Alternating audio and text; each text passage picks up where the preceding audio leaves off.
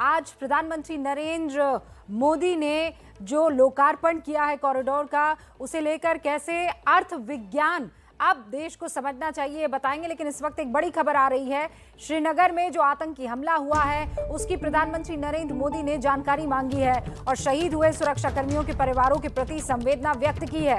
इससे पहले आज जम्मू कश्मीर आर्म्ड पुलिस की एक बस पर आतंकवादियों ने हमला कर दिया था।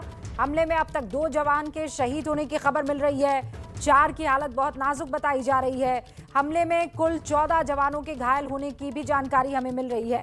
शहीदों में एक सब इंस्पेक्टर हैं और एक कांस्टेबल हैं।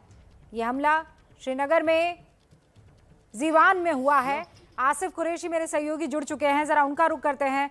आसिफ, इस वक्त आपके पास क्या जानकारी आ रही है?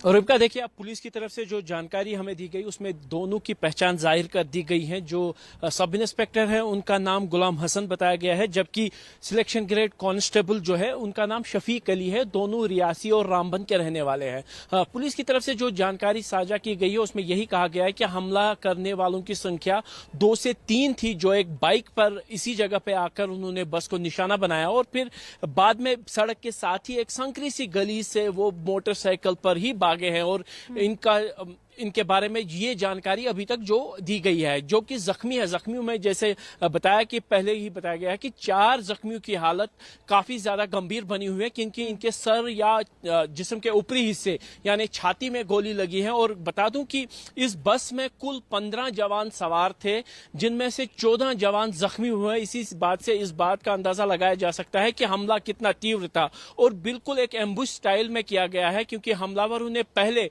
ड्राइवर को निशाना बनाकर गोली चलाई और गाड़ी का टायर बर्स्ट कर दिया, जिसकी वजह से गाड़ी एक ही जगह रुक गई। उसके बाद बस पे 2 तरफ से ताबड़तोड़ फायरिंग की गई और जिसमें इसमें सवार तकरीबन सभी जवानों को गोली लगी है और वो जख्मी हो गए, जिनमें से 2 की तो मृत्यु हो गई है, लेकिन जो अभी भी जख्मी जवान है उनमें से 4 की हालत काफी ज्यादा गंभीर बनी हुई है और इसमें डेथ टोल बढ़ सकता है। जी रुबिका। आसिफ, लगातार दुआएं जारी हैं, पूरा देश दुआएं कर रहा है कि ये जो जवान जख्मी हुए हैं वो जल्द से जल्द ठीक हो जाए।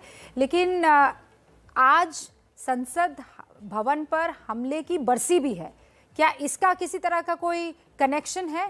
कश्मीर टाइगर एक नया ऑर्गेनाइजेशन आता है, जिम्मेदारी लेता है, लेकिन जिम्मेदारी के अलावा कुछ और भी कहा गया है उनकी तरफ से, इन आतंकवादियों की तरफ से?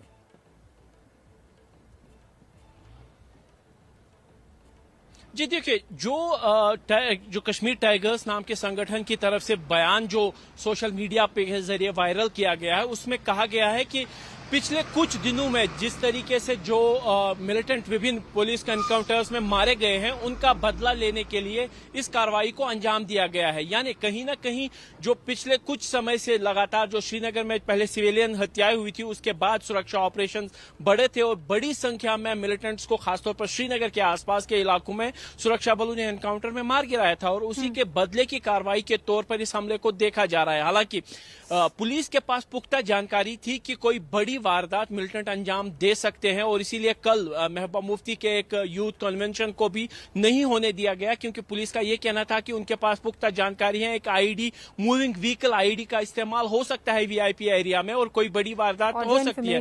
लेकिन उसके बावजूद इस तरीके का हमला होना वो भी आज हमले के रूप में देखी भी। आसिफ, 9:30 बजे के वक्त हम दोबारा इस बड़ी खबर पर आएंगे और थोड़ा डिटेल के साथ रिपोर्टिंग भी होगी और रिपोर्ट्स जो आ रही हैं उनको इकट्ठा करके एक पैकेज भी हम लोग तैयार कर रहे हैं। आप हमारे साथ बने रहिएगा। 9:30 बजे दोबारा आपसे मुलाकात करूंगी।